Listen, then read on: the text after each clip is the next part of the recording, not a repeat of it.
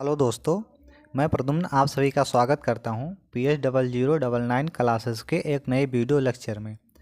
आज के video lecture में हम लोग देखने वाले हैं DLED फोर्थ सेमेस्टर के शैक्षिक प्रबंधन एवं प्रशासन में राजन सीरीज के अतिलघुत्तरीय प्रश्नों को, जो कि हमारा है पार्ट नंबर 5।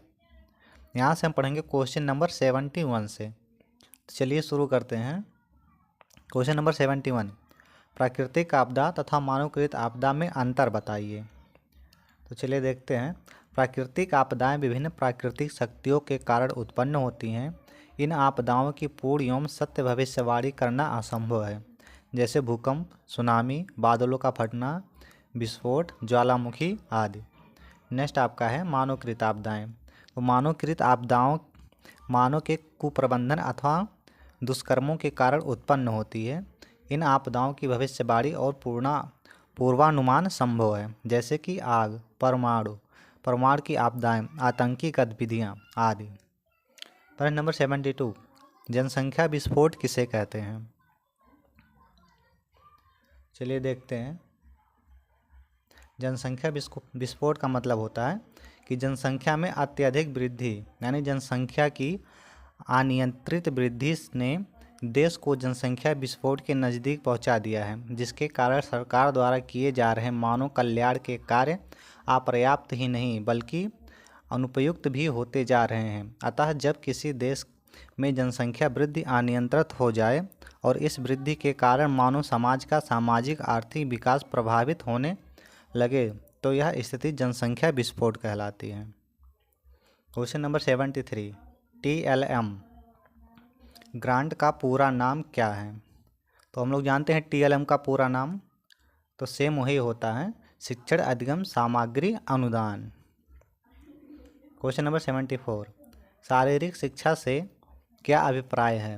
तो शारीरिक शिक्षा के अंतर्गत खेल कूद, व्यायाम, योगासन, स्काउटिंग, गाइडिंग इत्यादि क्रियाओं का आयोजन होना चाहिए। क्वेश्चन नंबर 75, ग्राम शिक्षा निधि का खाता किन किन व्यक्तियों के हस्ताक्षर की अपेक्षा रखता है। तो यह आपका होता है, ग्राम शिक्षा निधि का खाता ग्राम प्रधान एवं प्रधानाध्यापक या प्रभारी के संयुक्त रूप में होता है।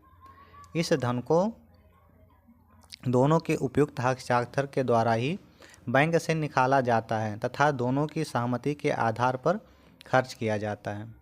क्वेश्चन नंबर 76, प्रधानाध्यापक के मुख्य दायित्व बताइए। तो प्रधानाध्यापक के मुख्य कार्यों को हम निम्न भागों में विभक्त कर सकते हैं, जिनमें से पहला आपका है योजना बनाना, दूसरा परिनिरीक्षण, तीसरा आपका है शिक्षण, चौथा आपका है पथ प्रदर्शन, पांचवा आपका है पाठ्य पुस्तकों का चयन, छठवां है पाठ्यक्रम सहगामी क्रियाओं का आयोजन और सातवां आपका है संपर्क कर्तव्य, आठवां आपका है मूल्यांकन। क्वेश्चन नंबर 77, प्रोजेक्टर क्या है। तो इसमें चित्रों को बड़े पर्दे पर प्रतिच्छेदित कर दिया जाता है, यानी कि प्रोजेक्टर जो होता है इसमें जो हम लोग चित्र देखते हैं उसको पर्दे पर प्रक्षेपित कर दिया जाता है, यानी दिखा दिया जाता है। क्वेश्चन नंबर 78, विद्यालय में जनसंपर्क किसे करना चाहिए। तो देखिए, मुख्य अध्यापक विद्यालय व समाज को जोड़ने की एक महत्वपूर्ण कड़ी होता है। कुछ लोगों का विचार यह भी है कि प्रधानाध्यापक को एक जनसंपर्क अधिकारी की भी भूमिका का निर्वहन करना होता है।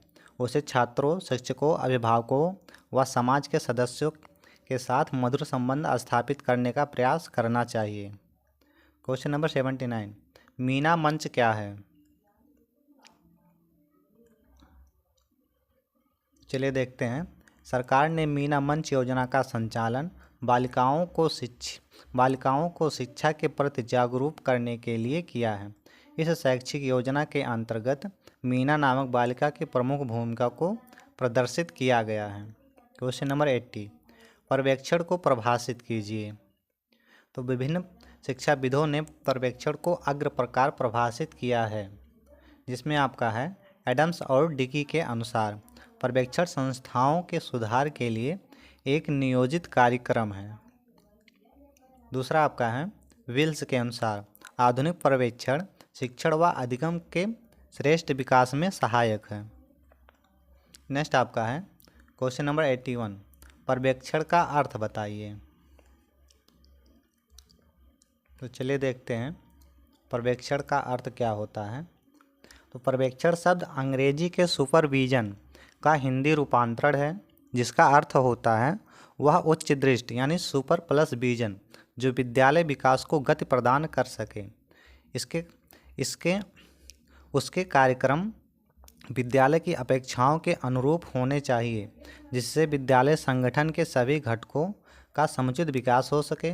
पर्यवेक्षक का काम उन स्कूलों का मार्गदर्शन करना है और समस्याओं के समाधान में सहायता प्रदान करना है जिनके पर्यवेक्षण की उन पर जिम्मेदारी होती है।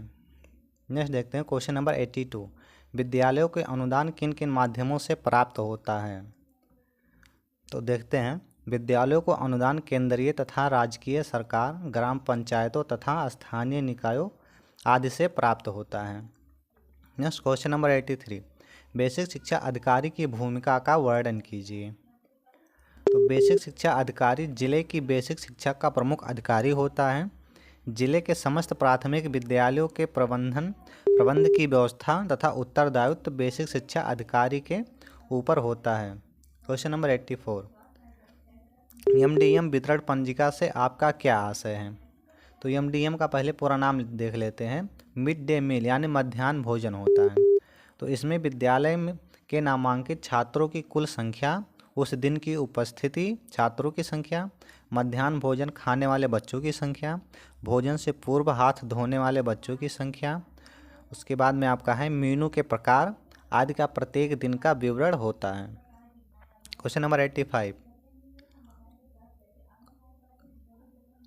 कन्वर्जन कास्ट से क्या अभिप्राय है। तो चलिए देखते हैं। तो प्राथमिक एवं पूर्व प्राथमिक विद्यालय में मध्याह्न भोजन में प्रत्येक बच्चे के ऊपर जो धनराशि निर्धारित रहती है उसे कन्वर्जन कास्ट कहते हैं। क्वेश्चन नंबर 86, अभिभावक की विद्यालय प्रबंधन में क्या भूमिका है। तो अभिभावक द्वारा अपने बालकों हेतु ऐसे वातावरण का सृजन करना चाहिए जिससे बालक स्वयं ही अपने कार्यों में क्रियाशील हो सके। क्वेश्चन नंबर 87, राष्ट्रीय शैक्षिक अनुसंधान एवं प्रशिक्षण परिषद की स्थापना कब हुई। तो ये आपका होता है 1 अप्रैल 1961 को। क्वेश्चन नंबर 88, स्कूल चलो अभियान किस वर्ष उत्तर प्रदेश में लागू किया गया। तो ये आपका लागू होता है 2004 में। नेक्स्ट क्वेश्चन, क्वेश्चन नंबर 89, राष्ट्रीय शिक्षा संस्थान का परिचय दीजिए। तो चलिए देखते हैं। राष्ट्रीय शिक्षा संस्थान नई Delhi, national institute of education NIE, इसका मुख्य कार्यक्षेत्र शिक्षण कार्यक्रमों, संगोष्ठियों एवं कार्यशालाओं का आयोजन करना है। यह स्कूली शिक्षा के विभिन्न क्षेत्रों में शोध कार्य के लिए उत्तरदायी है।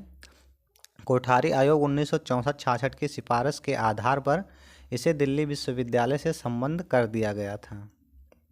क्वेश्चन नंबर 19 और इस वीडियो का लास्ट क्वेश्चन, केंद्रीय शैक्षिक तकनीक संस्थान के कार्य बताइए। तो केंद्रीय शैक्षिक संस्थान शिक्षण सामग्री एवं शैक्षिक तकनीक, शैक्षिक दूरदर्शन ETV एवं शैक्षिक रेडियो ER के लिए सॉफ्टवेयर तैयार करने एवं हार्डवेयर द्वारा उनके प्रसारण करने के लिए उत्तरदायी है।